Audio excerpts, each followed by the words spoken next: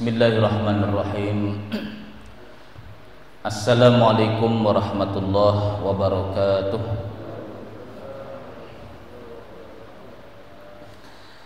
Bismillahirrahmanirrahim. Alhamdulillahilladzi hadana li hadza wa ma kunna linahtadiya laula an hadanallah. Asyhadu an la ilaha illallah wahdahu la syarikalah wa asyhadu anna sayyidana wa nabiyyana Muhammadan abduhu wa rasuluhu la nabiyya ba'dah. Allahumma salli wa sallim wa barik ala sayyidina wa maulana Muhammad wa ala alihi wa ashabihi wa man tabi'ahu dah ila yaumiddin, amma ba'du. Jemaah Masjid Jamiatul Ummah yang dirahmati Allah Subhanahu wa taala, alhamdulillah melalui taufik dan hidayah Allah Subhanahu wa taala kita diberikan Allah Subhanahu wa taala kesehatan, kita diberikan nikmat iman dan Islam sehingga pada hari ini kita masih bisa melaksanakan salat subuh berjamaah. Dan tak lupa kita selalu berniat nawaitu an atakifa fi hadzal masjid sunnatan lillahi ta'ala. Sengaja aku beriktikaf di masjid ini sunat atasku karena Allah. Salawat serta salam marilah kita sampaikan kepada junjungan kita Nabi besar Muhammad sallallahu alaihi wasallam beserta para keluarga, sahabat, zuriat dan pengikut-pengikut beliau hingga akhir nanti. Qala al-musannifur rahimahullahu taala wa nafa'ana bihi wa bi ulumihi wa lakum fid dharain amin.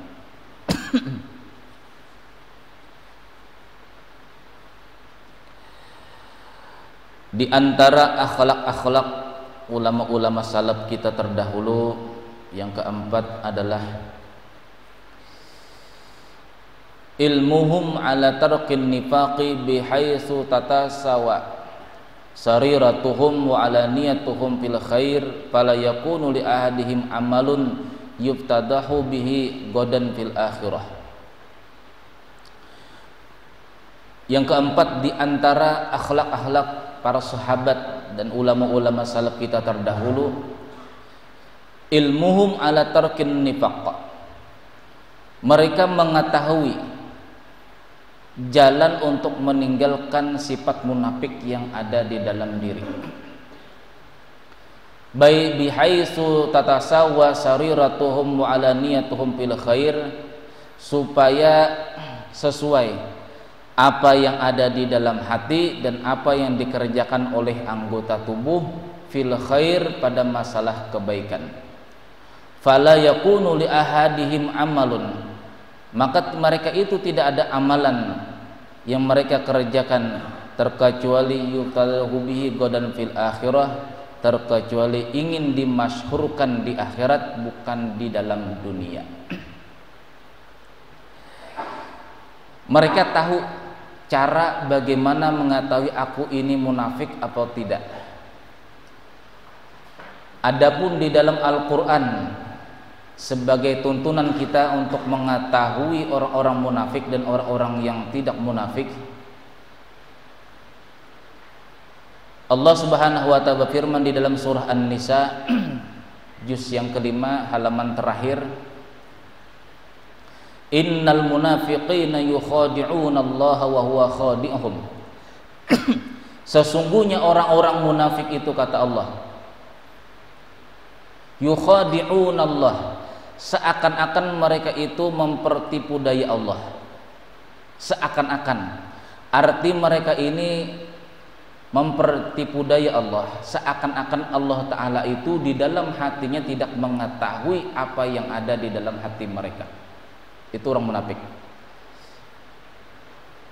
Orang munafik itu yang pertama, mereka tidak menyangka, mereka menyangka bahwasanya Allah Subhanahu wa ta'ala itu lalai dengan giritik hati mereka. Fahuwa khadi'uhum, sebenarnya Allah lah yang mempertipu daya mereka. Yang pertama tanda orang munafik itu,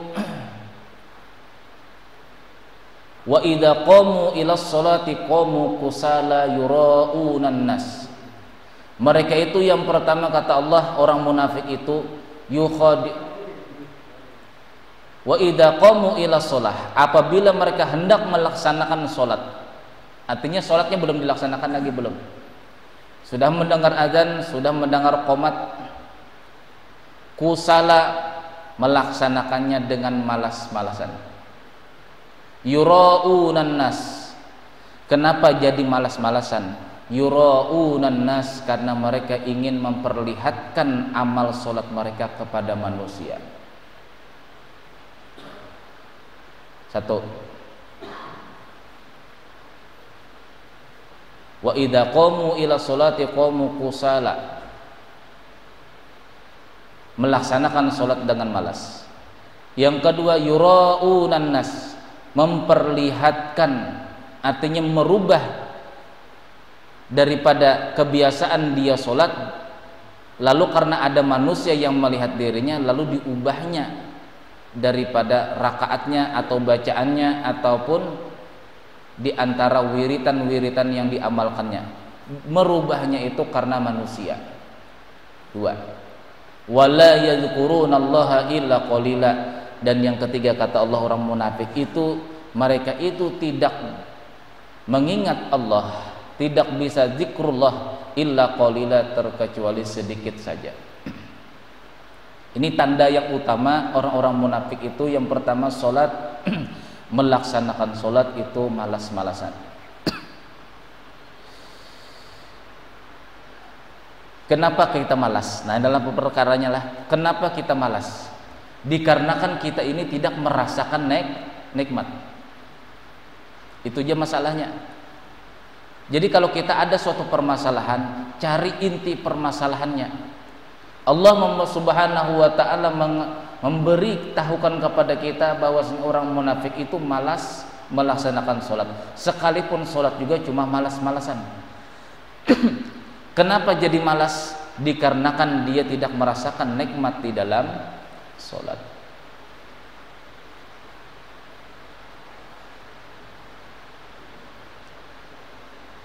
Apa alasannya? Nah, jadi bila sudah kita tahu penyakit yang seperti ini begini, bagaimana cara obatnya?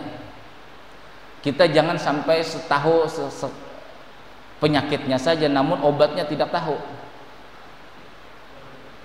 Di dalam hadis yang diriwayatkan daripada Abu Umamah, sahabatnya Rasulullah SAW, yang mati di peperangan, kemudian istrinya diambil oleh Rasulullah SAW setelah membaca doa Allahumma akibhu uqbatan hasanah. Diambil istri oleh Rasulullah. Jadi Abu Umamah ini meriwayatkan daripada hadis Rasulullah SAW, man gadda basarahu fi awali marratin ahdasallahu hulahu ibadatan yajidu fi qalbihi halawatan, atau kama qala sallallahu alaihi wasallam. Barang siapa yang menjaga matanya, nah berarti penyakitnya di sini. Kenapa sholat tidak merasakan nikmat? Berarti ada penyakit di mata, kata Rasulullah. Man gadda basarahu fi awal maratin, barang siapa yang menjaga matanya pada waktu awal-awal pertama,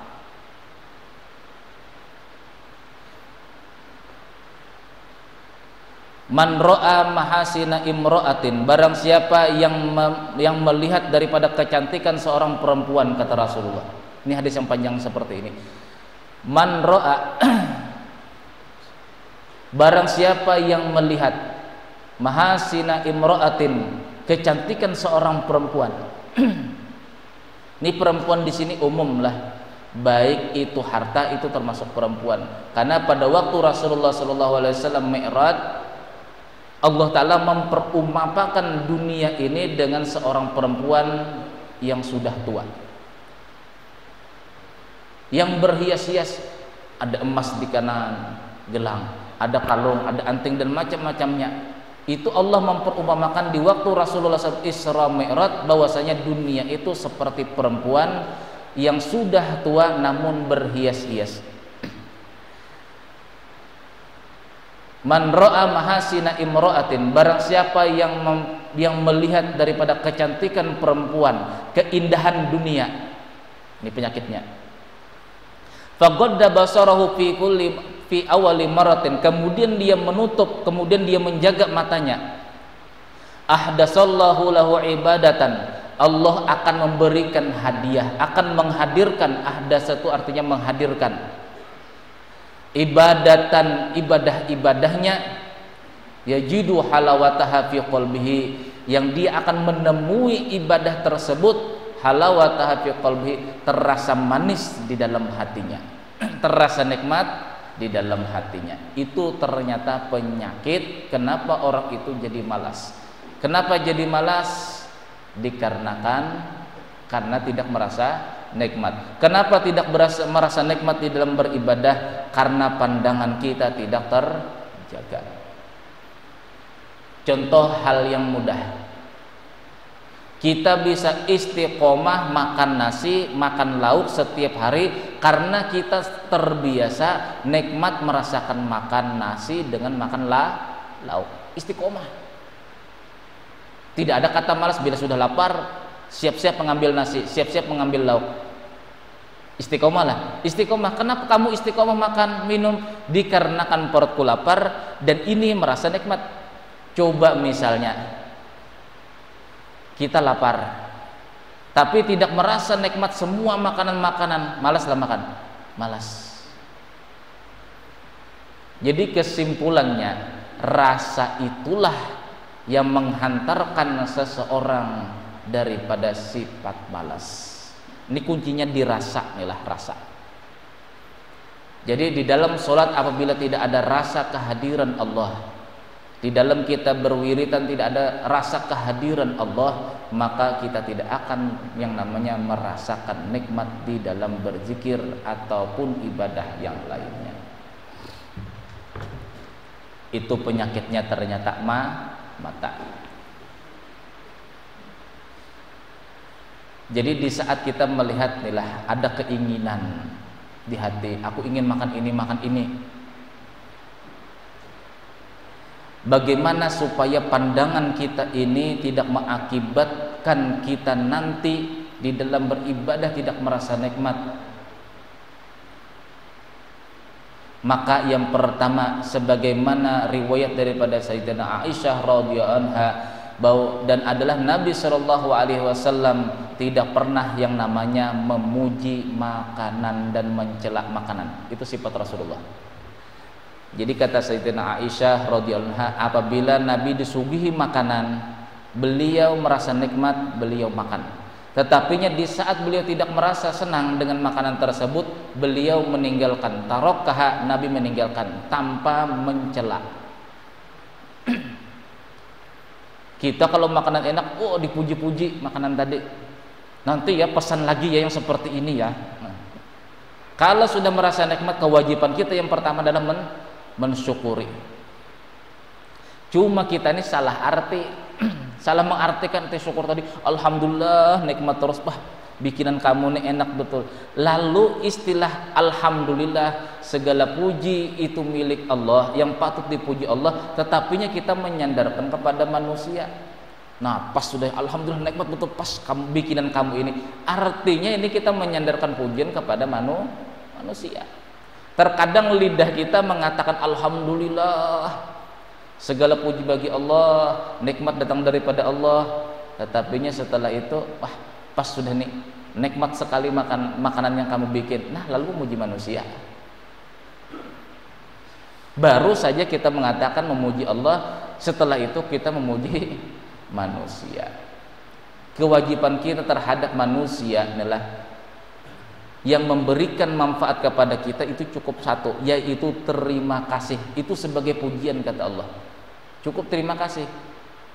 Tidak perlu kita memuji-muji makanannya, tidak perlu kita puji-puji orangnya. Cukup terima kasih itu sebagai imbalan terhadap orang yang memberikan manfaat kepada kita. Itu supaya apa yang kita lihat itu tidak mengakibatkan ibadah yang akan kita lakukan itu tidak terasa nikmat. Yang pertama, jangan memuji kecuali disandarkan kepada Allah. Jangan memuji manusia. Kewajiban kita, kata Rasulullah, cukup dengan ucapan terima kasih. Yang kedua, Rasulullah sallallahu alaihi wasallam, kata Sayyidatina Aisyah radhiyallahu anha, tidak pernah mencela makanan. Apabila beliau tidak senang, beliau berdiam. Itu tanda, kata Sayyidatina Aisyah, Nabi itu tidak mau makanan tersebut. Kalau kita kurang garam sedikit, yalah, ini kurang garam, kebanyakan garam, ini keasinan, hendak belaki lagi ini aja. Bini disambat hendak belaki, istri mau dibilang mau bersuami, mau mencari suami lagi, kan salah. Jelas-jelas dia sudah capek-capek bikin makanan, ternyata karena tersalah lidahnya untuk mencicipi makanan, lalu kebanyakan memasukkan garam, lalu kita celak makanan tersebut. Yang pertama, kita mencela makanan. Yang kedua, kita sama mencela pasangan kita. Dua sudah sifat yang tidak bagus yang ada di dalam diri kita. Jadi sandarkan syukurlah kepada sesuatu yang membuat kita nikmat, dan berdiam dengan sabar dengan sesuatu yang tidak membuat kita enak, yaitu makanan yang tidak enak. Nah, itu jalannya. Makanya kenapa kita hendak makan? Hendak makan diawali dengan baca doa, diakhiri makan diakhiri dengan doa, supaya di antara awal ibadah dan akhir ibadah itu selalu kepada Allah. Itulah amal soleh. Kalau kita ambil bahasa Arabnya nih lah, soleh. Arti soleh itu isim fa'il, orang yang mengerjakan kebaikan. Amal soleh, amal itu perbuatan, soleh itu artinya orang yang melakukan kebaikan. Nah, sekarang soleh ini asal kalimatnya itu di dalam fi'il madhi dan fi'il mudhari itu saluha yasluhu, memperbaiki di awal dengan di akhir. Sehingga istilah ini banyak dipakai Allah Subhanahu wa taala di dalam Al-Qur'an itu sebagai fa'aslih bainahuma, perbaikilah keduanya, kata Allah. Orang yang bertikai, perbaiki keduanya. Yang satu diperbaiki hatinya supaya jangan menghujat yang satu ini diperbaiki hatinya supaya jangan menghujat yang satu ini. Artinya kedua-duanya searah. Itu amal soleh. Nah, ada kaitannya dengan ibadah kita. Amal soleh itu apa? Yang diawali karena Allah, diakhiri dengan berserah diri kepada Allah, bukan menyandarkan kepada manusia. Itu amal soleh. Kalau awal mulanya karena Allah, setelah akhir daripada beramalan melihat manusia, tambahnya lagi ibadah. Nah, berarti karena Allah awalnya, akhirnya karena manusia. Itu bukan amal soleh, sekalipun pas pekerjaannya seperti pekerjaan Rasulullah SAW. Memang sulit.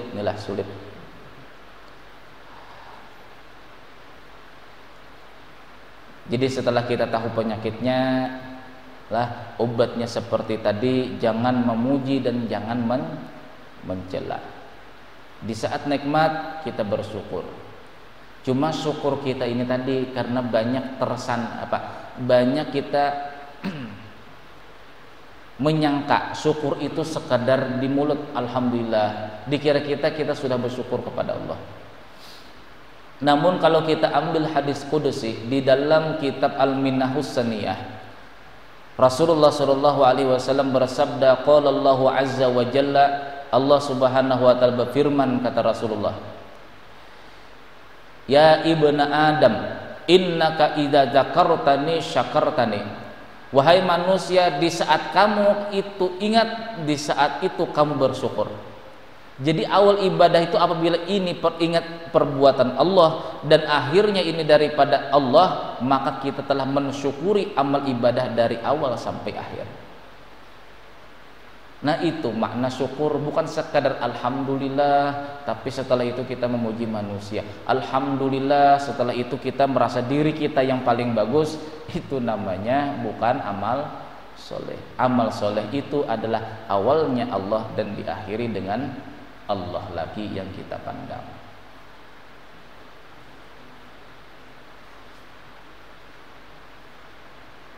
Wahai manusia, kata Allah, innaka idza dzakartani, apabila kamu ingat kepadaku, syakartani, pada waktu itu pula kamu telah bersyukur kepadaku. Jadi istilah syukur itu secara global, secara keseluruhan adalah ingat kepada Allah yang memperbuat kepada kita. Bagaimana caranya aja? Sedangkan di dalam sholat kita banyak lalai. Nah di sini adalah kesalahan kita di dalam kita tidak khusyuk di dalam sholat. Awal mulanya kita memang ikhlas karena Allah, tidak ada niatan kita ini sholat bukan karena Allah. Allahu Akbar, takbir. Lalu pada waktu rakaat pertama pikiran kemana-mana. Ini bagaimana cara menanganinya yang seperti ini? Kalau itu karena Allah, maka di tengah ataupun di akhir itu harus karena Allah. Jadi bagaimana? Apabila sudah ada tidak khusyuk di dalam diri kita, apabila itu awal karena Allah, maka akhirnya pun karena Allah. Caranya bagaimana? Kita yang namanya hamba sekedar menerima daripada perbuatan Allah, berserah diri, jangan berusaha untuk supaya ikhlas. Karena di saat kita aku harus ikhlas, aku harus khusyuk, di saat itu kita merasa diri kita yang mengerjakan ibadah. Itu masalah. Bagaimana lagi? Ini tingkat apa? Istilah loncatan-loncatan ibadah. Bila sudah tidak khusyuk, jangan usahakan supaya aku harus khusyuk, jangan. Karena kita akan menyandarkan diri kita lah yang melakukan sholat ini. Kalau kita sudah tahu karena Allah, maka di dalam dan di akhir daripada ibadah kita itu berarti karena Allah Ta'ala pula. Allah yang menghadirkan khusyuk, Allah Ta'ala yang tidak menghadirkan ketidakkhusyuan di dalam diri kita. Kalau kita sudah tahu caranya bagaimana, tawakal kepada Allah, berserah diri kepada Allah. Caranya bagaimana supaya berserah diri kepada Allah? Sekarang begini, yang membuat kita tidak khusyuk itu adalah akal kita, ya kah? Akal kita. Akal kita ini dipondasi dengan 3. Yang pertama mata, yang kedua telinga, dan yang ketiga perasaan atau hati. Jadi guru saya dahulu mengajarkan kepada saya, hendaklah sholat itu dirasakan Allah yang hadir di dalam diri kita. Bukan Allah Ta'ala bertempat, ini merasakan. Karena ini termasuk di antara kewajiban kita yang ke-12. Rukun iman 6, rukun Islam 5, 11 sudah. Rukun ihsan lagi yang belum. Anta'budallah ka'annaka tarah, beribadahlah kamu seakan-akan melihat Allah. Tidak bisa kita. Itu makam-makam orang arif billah. Nah ada jalan yang terakhir, fa illam takun tarah, apabila kamu tidak bisa melihat Allah, fa innahu yaraka, yakin bahwasanya Allah yang melihat kita. Ini yang paling bisa kita lakukan, yang nomor 2 ini. Bagaimana supaya menyandarkan, merasa diri bahwasanya Allah yang mengintai kita. Hakikatkan di hati, inilah pandangan Allah. Bukan Allah Ta'ala bertempat di sini, bukan. Kita berhakikat. Masa berhakikat yang seperti ini tidak boleh? Kita di dalam syariat aja berhakikat usolli farda subuhi rakaataini ma'muman lillahi ta'ala. Itu hakikat sudah. Aku sengaja sholat fardu subuh 2 rakaat mengikut imam karena Allah. Hakikatlah, hakikat.